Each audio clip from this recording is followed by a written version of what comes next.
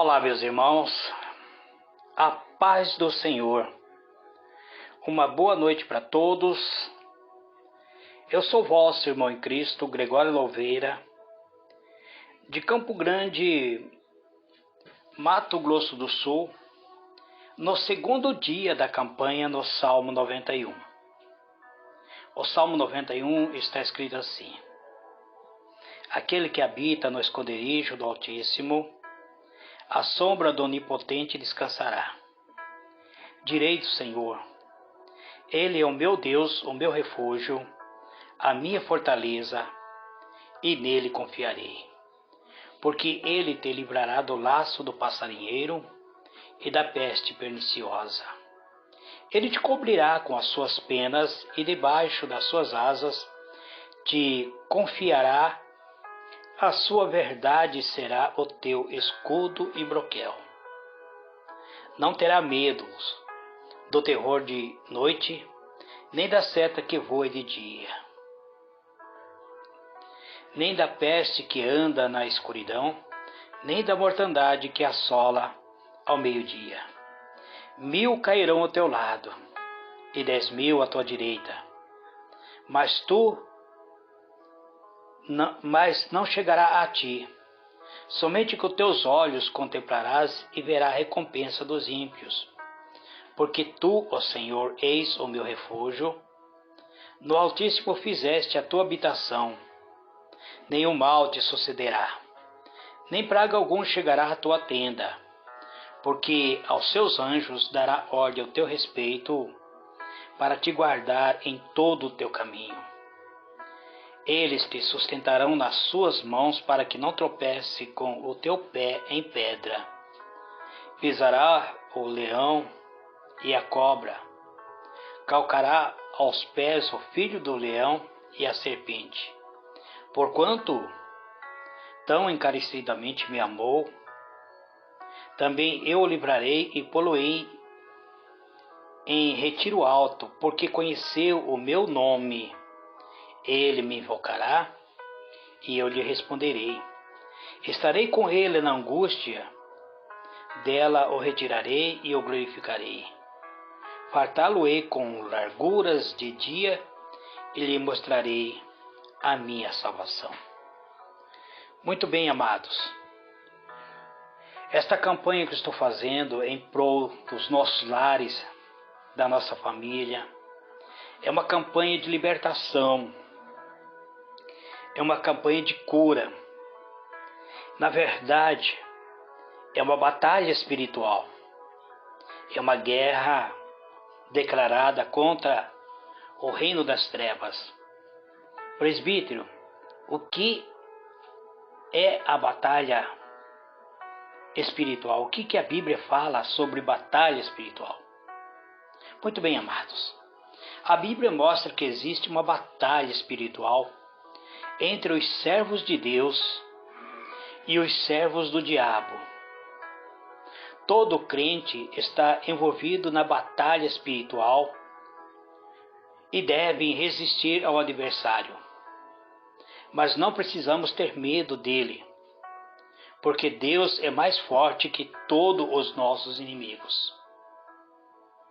Muito bem, eu tenho visto pessoas muitas vezes viverem uma vida de fracasso, pessoas que estão, muitas vezes chega diante do altar e diz, choramingando, dizendo, irmão, ora por mim. O inimigo se levantou furiosamente contra mim. Peraí, irmãos. O Deus que você serve é muito mais forte que o seu inimigo. E você tem uma arma poderosa para vencer seu inimigo. A fé. A Bíblia diz que nossa luta não é contra os seres humanos. A verdadeira batalha é contra forças espirituais malignas que têm autoridade sobre nosso mundo. Existem autoridades em que infesta esse mundo que vivemos, que são espíritos, e nós precisamos estar preparados, amado, para travarmos uma verdadeira batalha. Apóstolo Paulo diz que nós precisamos de armadura de Deus para podermos ficar firme contra a cilada do diabo, pois a nossa luta não é contra os seres humanos, mas é contra os poderes e autoridades, contra os dominadores deste mundo de trevas, é contra as forças espirituais do mal nas regiões celestiais. Então nossa batalha, amados, não é contra seres humanos, não é contra o meu irmão, mas é contra espírito, contra autoridades espirituais. A nossa batalha é contra o diabo que destrói a humanidade. Ele quer destruir a humanidade e ele não desiste quando, mesmo que a pessoa já esteja convertida, mesmo que as pessoas já estejam seguindo a Cristo, assim mesmo o diabo não desiste. Por isso precisamos estar pronto para lutar, pronto para esta batalha, pronto para travarmos a batalha. Apóstolo Pedro diz: esteja alerta e vigie. O diabo, o inimigo de vocês, anda ao derredor como um leão, rugindo e procurando a quem possa devorar. Resistam-lhe, permanecendo firme na fé, sabendo que os irmãos que vocês têm em todo o mundo estão passando pelos mesmos sofrimentos. 1 Pedro, capítulo 5, verso 8 e 9. Então, amados, nós temos que estar alerta, temos que vigiar. Existem cristãos que oram muito, mas não vigiam. E nós precisamos das duas coisas, orar e vigiar, estar alerta, porque nós temos um arqui-inimigo que disfarça-se de leão, ele brama como um leão, ele age como se fosse leão, mas ele procura nos tragar. Então, nós temos uma próxima oportunidade, estarei falando quem é esse arqui-inimigo. O nome dele é diabo. Então, em uma outra oportunidade estarei mostrando, nós ainda temos mais um dia de campanha. O que é a batalha espiritual? A batalha espiritual, amados, é a nossa luta contra tudo o que nos afasta de Deus. Nós temos três grandes inimigos. Os nossos três grandes inimigos são: primeiro dele, o diabo. Ele governa as forças espirituais em rebelião contra Deus. O diabo, ele é aquele que governa aos espíritos caídos, e ele é conhecido como ladrão, que vem apenas para roubar, matar e destruir. E Jesus disse sim que ele veio para que tenhamos vida e tenhamos plenamente. João capítulo 10, versículo 10. Então esse arqui-inimigo chamado diabo, ele faz de tudo para paralisar a nossa fé. Ele se levanta, ele age como se fosse, ele ruge como um leão, ele esbraveja, ele faz de tudo para chamar a nossa atenção, para nos causar pavor, medo e fazer com que venhamos retroceder. Esse é o inimigo número 1 que enfrentamos. Agora existe um outro inimigo chamado o mundo. O mundo, amado, está amaldiçoado por causa do pecado e é dominado pelo diabo. E tem muitas tentações neste mundo. Este mundo que nós vivemos, ele oferta muitas coisas. A Bíblia diz que sabemos que somos de Deus e que o mundo todo está sob o poder do maligno. 1 João capítulo 5, verso 19. Então nós sabemos agora que o mundo que nós habitamos, este mundo que vivemos, as leis deste mundo, que rege este mundo, tudo está contaminado, está comprometido com o pecado. Então este mundo está amaldiçoado devido ao pecado. E ele é dominado pelo próprio diabo. e tem muitas tentações que teremos que enfrentar. Um outro inimigo, o nosso terceiro inimigo, ele é conhecido como a nossa velha natureza, ou seja, a carnalidade. Todos temos certa tendência, amados, para pecar. Então nós precisamos lutar contra esses desejos errados. Todos nós, muitas vezes, somos açoitados por desejos escusos dentro da nossa alma. Veja o que o apóstolo Paulo diz para os irmãos da Galácia. Ele diz assim: por isso digo, vivam pelo Espírito, e de modo nenhum satisfarão o desejo da carne, pois a carne deseja o que é contrário ao Espírito, o Espírito o que é contrário à carne. Eles estão em conflito um contra o outro, de modo que vocês não fazem o que desejam. Então, amados, nós temos duas naturezas dentro de nós, lutando dentro de nós. Essa natureza, a nossa carnalidade, eles só desejam o pecado. Mas nós temos a natureza espiritual que vem da parte de Deus, e esse almeja servir a Deus. E está em pleno conflito, porque o Espírito, ele deseja satisfazer a Deus, mas a carne deseja satisfazer o pecado. Por isso, o apóstolo Paulo diz: por isso digo, viva pelo Espírito, e de modo nenhum satisfarão o desejo da carne. Quando a carne te leva a sentir desejos profanos, você deve rejeitar esse desejo, vivendo uma vida espiritual santificada.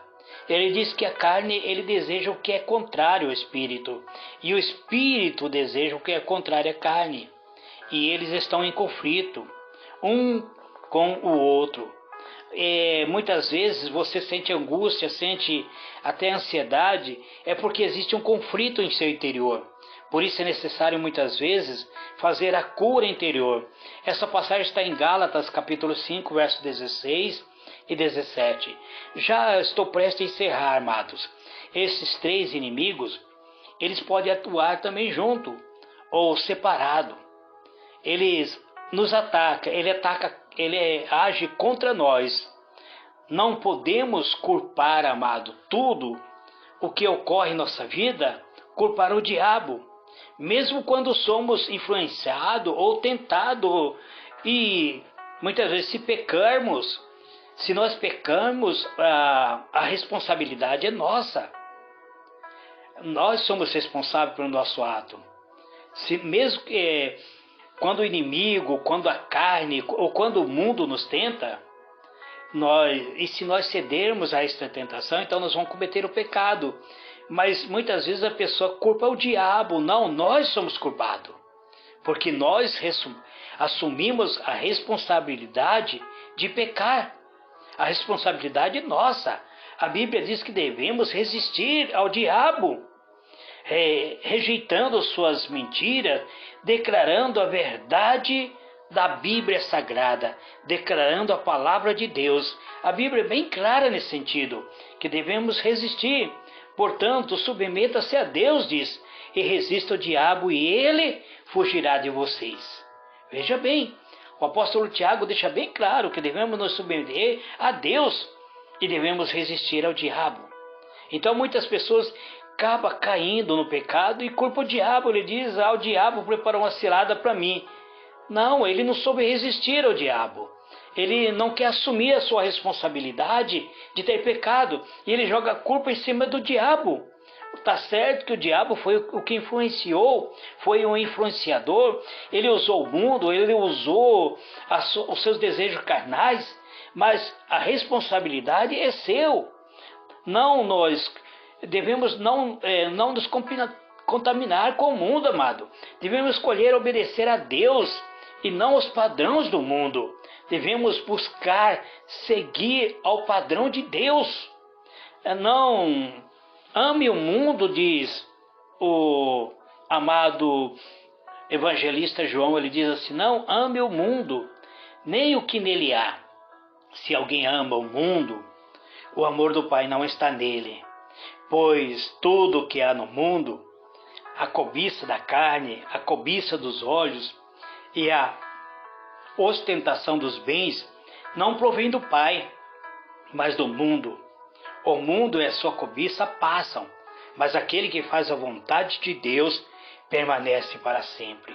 1 João capítulo 2, verso 15 até o versículo 17. Então o apóstolo deixa bem claro que nós não devemos nos submeter ao mundo, não devemos amar ao mundo, não devemos querer tudo que há no mundo. O mundo ele vai passar, mas aquele que faz a vontade de Deus vai permanecer. Devemos mudar o nosso pensamento, submetendo tudo a Deus, para que a sua vontade se torne a nossa vontade. O livro de Romanos, ele tem uma passagem que diz para nós: não se molde ao padrão deste mundo, mas transforme-se pela renovação da sua mente, para que seja capaz de experimentar e comprovar a boa, agradável e a perfeita vontade de Deus. Então, não se moldar às coisas deste mundo, é que existe hoje cristãos que estão se moldando às coisas deste mundo. O mundo diz que não é mais necessário casar, que basta ter um casamento, um contrato de matrimônio, basta ter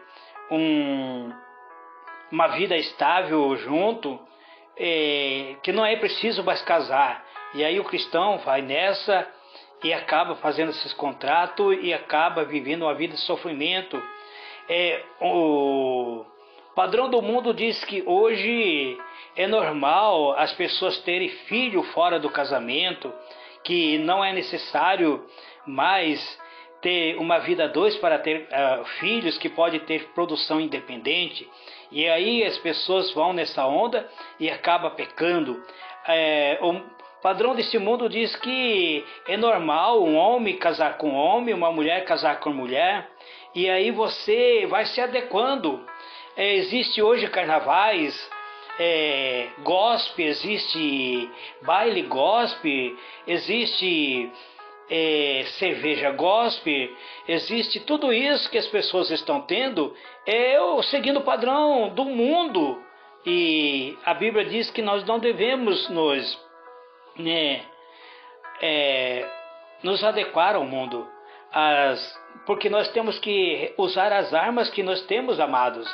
As armas que nós temos são poderosas. Nós estamos em plena batalha, estamos travando batalha contra o espírito, e nós temos uma arma quais nós possuímos para lutar. Elas não são humanas, ao contrário, são poderosas em Deus para destruir as fortalezas do inimigo, destruindo os argumentos e toda pretensão que se levanta contra o conhecimento de Deus. E levamos cativo todos os pensamentos para torná-lo obediente a Cristo. Quando o seu pensamento começa a te dizer que não, isso é normal, então você deve alimentar sua mente com a palavra de Deus. Então você deve aprender a resistir à tentação. Em uma outra oportunidade estarei falando sobre como resistir à tentação, como vencer a batalha espiritual, amados. Existe uma boa notícia, que nós não precisamos vencer essa batalha. Jesus já venceu na cruz.